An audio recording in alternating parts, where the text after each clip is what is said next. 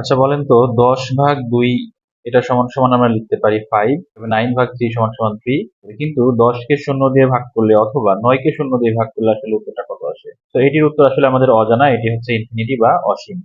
আমরা 10কে 4 দিয়েও যদি ভাগ করি তবুও কিন্তু আমরা 2.5 একটা অ্যান্সার পাই। কিন্তু যেকোনো সংখ্যাকে আমরা যদি শূন্য দিয়ে ভাগ করি তাহলে কিন্তু সেটির উত্তর আমরা পাই না। তো এটির কারণটা কি আসলে? তাহলে এটি দেখতে গেলে আমাদের প্রথমেই দেখুন প্রথম যে ভাগটি আছে সেটি হচ্ছে 10/2 সমান সমান 5, যেই সংখ্যাটা দেওয়া আছে এটি মানে হচ্ছে কতগুলো 2 যোগ করলে আসলে 10 হবে। তো দেখুন এখান থেকে আমি যদি 5টা 2 যোগ করি তাহলেই কিন্তু 10 হয়। একইভাবে 9কে 3 দিয়ে ভাগ করি, এই কথাটার মানে হচ্ছে আমি কতগুলো 3 যোগ করলে 9 হবে। তো এখন দেখুন যদি আমি 10কে শূন্য দিয়ে ভাগ করি, এই কথাটার মানে হচ্ছে আমি কতগুলো শূন্য যোগ করব? 1টা, 2টা, 3টা, 4টা, 5টা।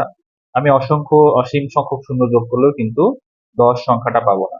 তো এইজন্যই আমি 10কে শূন্য দিয়ে ভাগ করলে কোনো উত্তর আমি এখান থেকে পাবো না, অর্থাৎ এটির উত্তর হবে হচ্ছে অসীম। আপনি যদি 10 এর জায়গায় 1000 বসান, যেকোনো সংখ্যা বসান, সেটাকে শূন্য দিয়ে ভাগ করলেও কিন্তু ইনফিনিটি হবে। আশা করি ভিডিওটি বুঝতে পারছেন।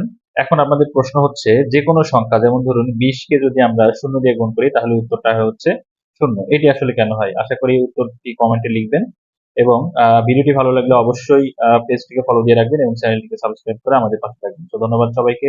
দেখা হচ্ছে পরের ভিডিওতে।